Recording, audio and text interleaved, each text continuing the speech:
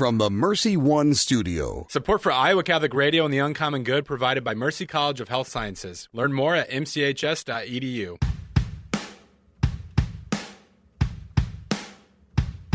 Welcome, folks, to the Uncommon Good with Bo Bonner and Dr. Bud Marr. Every week, diving deep into the truth of Catholic social teaching and restoring all things in Christ.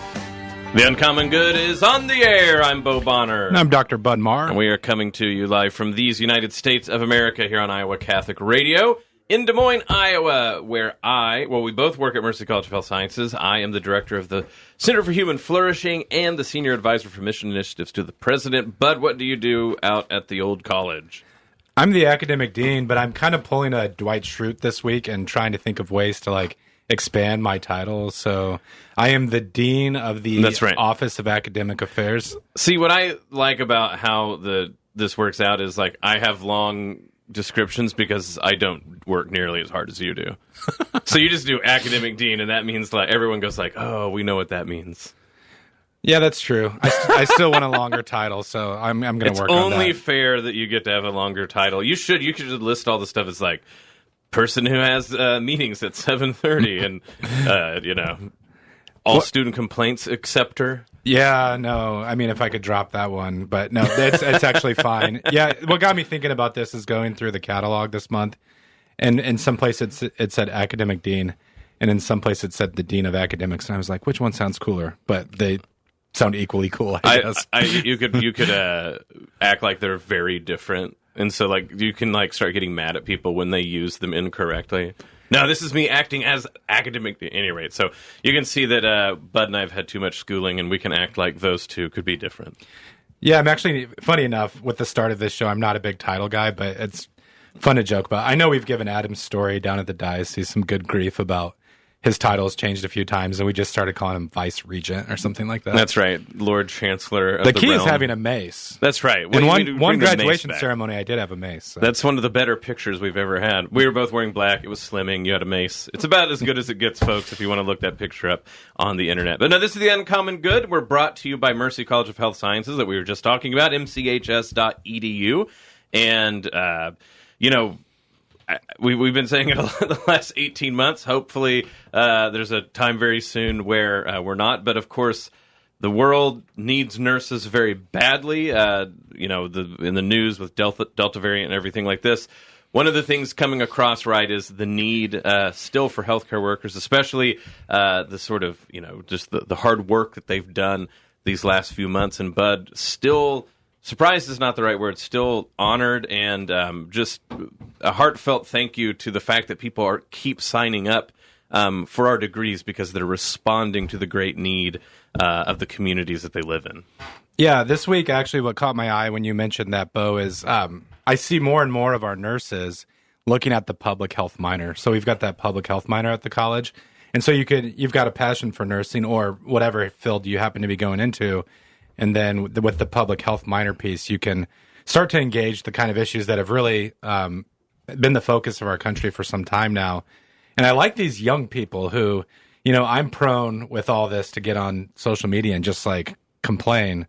But we have people constructively doing something about it. Taking degrees to tackle the real problems. And I know it's very, very different than the 90s mindset. That's right. mchs.edu. And Bud was just at a meeting where with Mercy Plus, which is a way to do this all online, traditional, accelerated, all those things like that. mchs.edu. Thank you, Mercy College, for underwriting our show. Today, Bud, we're continuing a series that we've started. We're Leviathan and the Bride of Christ. We know that all sounds big and scary, but like we talked about last time, Leviathan is a sort of stand-in symbol for what Thomas Hobbes meant by the modern state. So we're going to try to talk about the issues about how the church and the state, why they go together. Why does the church seem throughout time to be consistently concerned with the reality of the state?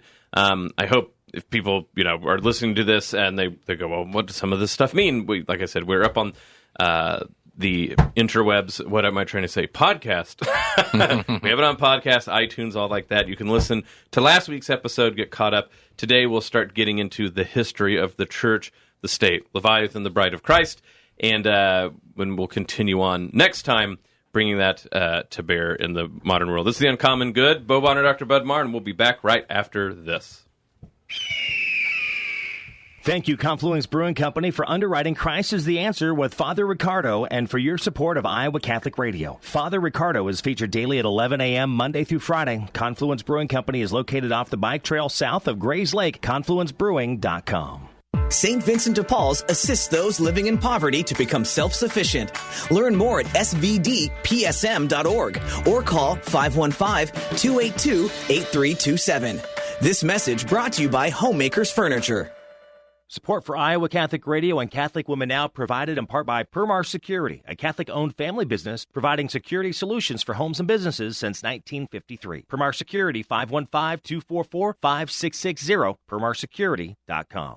The August Man Up West Power Lunch is Friday, August 13th at noon, St. Francis of Assisi in West Des Moines, with lunch provided by the West Des Moines Chick-fil-A on University. Deacon Mark Campbell will be discussing the year of St. Joseph and the consecration to St. Joseph. Learn more at iowacatholicradio.com. Support for Iowa Catholic Radio and John Leonetti in the Morning provided by Bell Construction. Bell Construction is a roofing company. They specialize in residential re-roofs like commercial jobs. Bell Construction, 515-963-4494. Bell Construction. Thank you, Dental Associates, for supporting Dowling Catholic Sports 365. Dental Associates, addressing your smile, needs, and dreams. 515-225-6742. Online at Des Moines-DentalAssociates.com. Thanks to Blessman International for their support of Iowa Catholic Radio. Every year, Blessman International leads teams of Central Iowans to share the compassionate heart of Christ with orphans and vulnerable children in South Africa. You can learn more and sign up for a trip at blessmaninternational.org.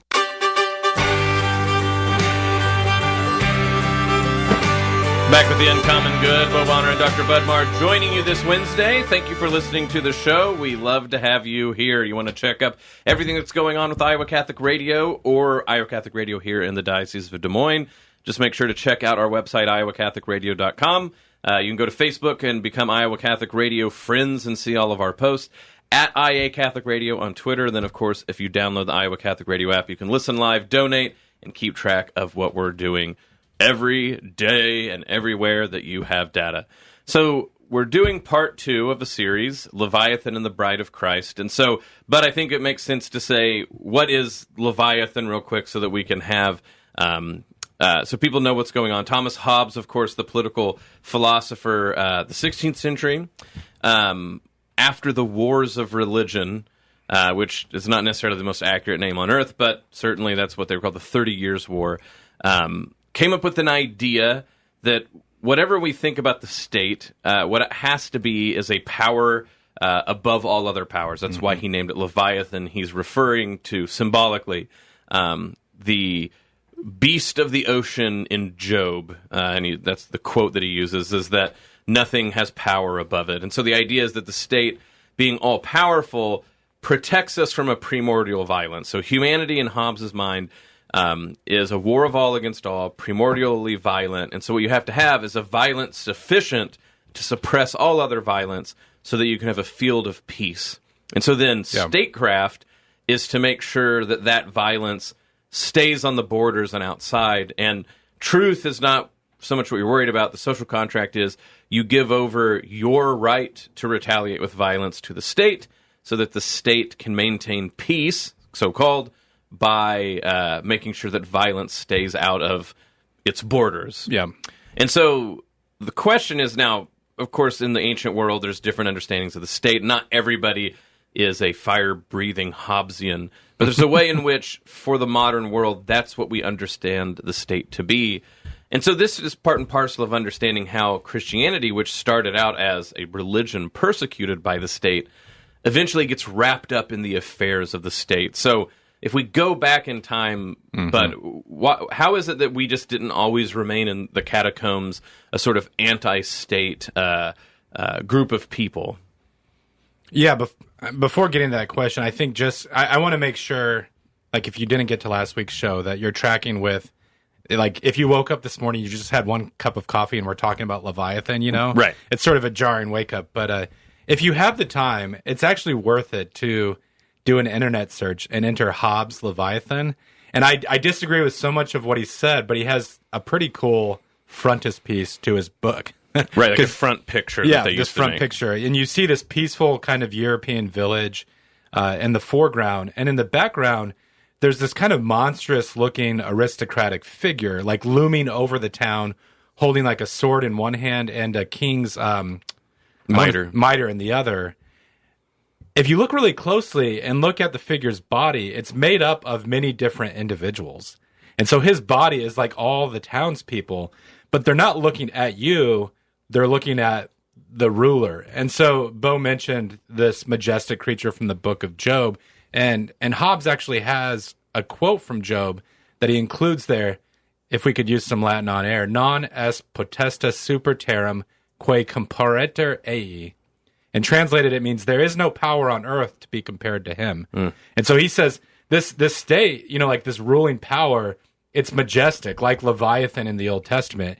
And, if I had learned this in 8th grade, I'd been like, wow, that's really cool. The way that it's problematic for Catholics is Hobbes says, like, the state itself, the ruling power, it doesn't make a judgment about the good. It doesn't say human life is oriented towards this end or that end. It just, like we said last week, it just provides kind of order. So it's this majestic power that everybody kind of like looks up to and they sign on to. And we kind of relinquish our right to protect ourselves and others. And we say the state is going to provide this basic. Again, we want to get away from the word peace because that's not what Hobbes is saying. And even, Augustine talked about tranquility of order. When Hobbes means order, he means the people will be properly policed to pursue their own vision of happiness. Right. And the thing is, of course, you can read this and like hear us, going like, we, obviously in our voices, we don't think Hobbes is the way to go. But what's not the response is sort of a libertine anti-authoritarianism. Yeah. If you're Catholic, you believe the Pope is a sort of vicar monarch on earth. You got problems with Christ the King, etc. The question starts to be, what is the good of order? Yep. And how does what order does this sort of come from? And so again, with last week we're talking about for Hobbes, violence is primary, and then peace has to be sort of wrung out of it. Whereas for the church, peace is primary. Sin has created the opposite of peace. But all order should be trying to get back and towards the future peace of the kingdom of heaven. Well, and that gets to your question, because you said, how did we move out of the catacombs? When you read the New Testament, like in the book of Acts, it's really persecution that drives evangelization. So Jesus says, like, the gospel spread from Judea to Samaria to the whole world. And when the apostles, so to speak, like sit on it, it's really like both the Holy Spirit and then God's providence working through this kind of persecution to drive the message out into other parts of the world. But even when the book of the New Testament closes, I said that in an awkward way, but when we get to Revelation, still there's the city of Babylon, and there's these, like a ten-horned that's attacking the Christians. So they're still in a very persecuted context. But as we know, eventually, through a series of events, and especially the conversion of the Emperor Constantine, Christianity moves to a different place, from kind of a persecuted minority to really over time. And when we get to the High Middle Ages, those who are baptized and followers of Jesus are in positions of power. And so this creates new dynamics, new conversations. And when I was driving here this morning, Bo, what came to my mind is we went to a divinity school where there were a lot of Mennonites, or even people who flirted with that kind of way of approaching the faith. And Mennonites were kind of like, they were similar maybe to the Essenes that we talked about a few weeks ago. So there were some doctrinal disputes with the Catholic Church. We're thinking of the Reformation now. But that stream of the Reformation said the real problem is that Christians hold power. And they thought, if you take what Jesus says about like oath saying or turning the other cheek, you just can't be a follower of Jesus and a king. And what you were saying just a few moments ago is like, that's never been the answer that Catholics have given. No, and especially if you look at, already in the Old Testament, so there's this question of obviously a tension between God telling the Hebrew people that they don't really need a king, but they're going to need, but then also loving David, right? And placing, if God didn't want Israel to be a political reality tied up in the history of the world, he wouldn't have chose the promised land that he did, which was, the central real estate on one of the most important trade routes of the entire world. Like, God did that on purpose.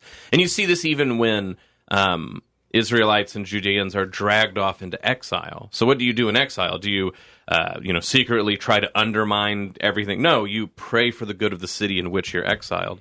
And so you take all these things, and like you said, even with Constantine, what I think really is formative for Christians is by the time the Roman Empire is collapsing, so that's after Constantine, bishops find themselves in certain parts of the Western world as the only sort of authority there is.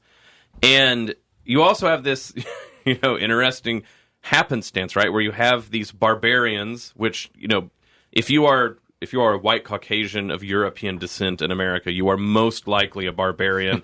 I don't think any of you survived with your pure Roman lineage into 2021. So barbarian just meaning those who were not part of like the old Greek, Roman, Carthaginian order. They take over Europe, and they come as pagans who don't believe any Christianity at all. They think you do cool stuff like when you kill your enemy, you like sacrifice crows. And I mean, I'm just thinking of like the Vikings, Normans and all these things like this. But the funny thing is they conquer the people who are sort of like Roman and Christian, but then they convert to the religion of whom they conquered, which, to just be honest, is not...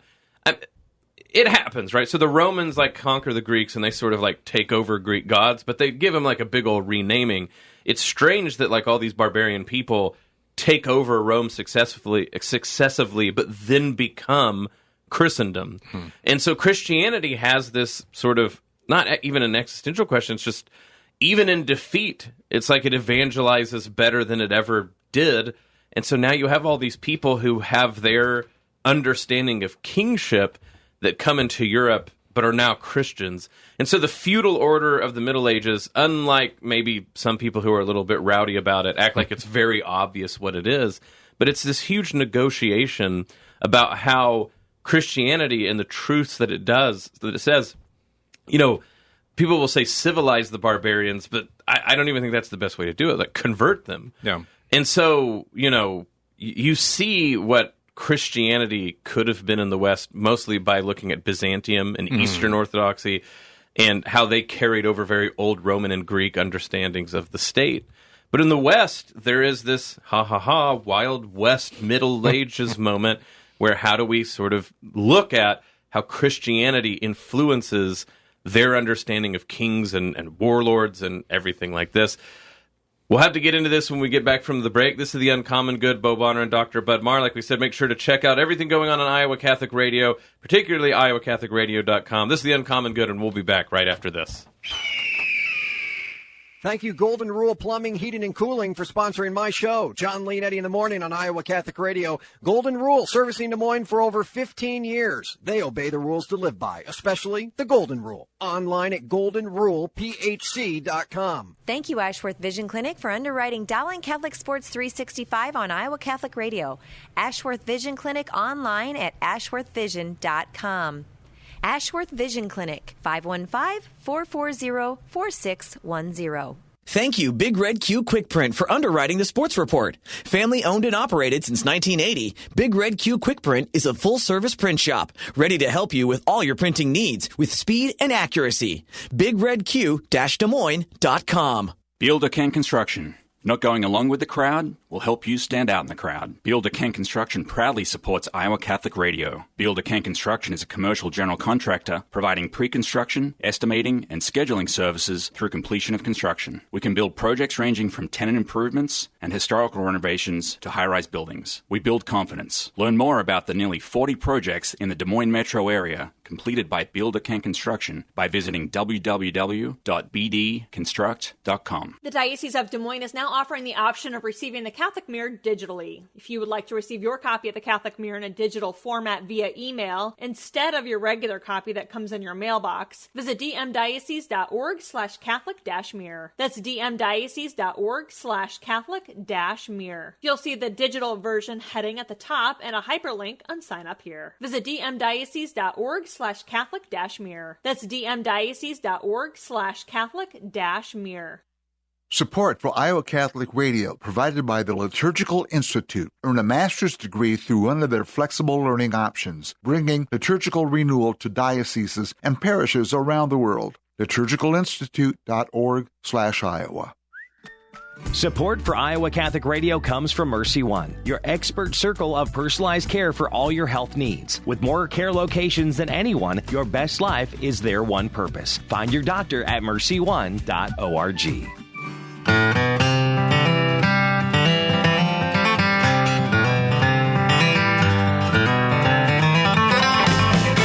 Back with the Uncommon Good, Bo Bonner and Dr. Bud Marr joining you this Wednesday. Thank you for being a part of the show. Bud, to finish out the episode, speaking about Leviathan and the Bride of Christ, the second episode of this series that we're doing.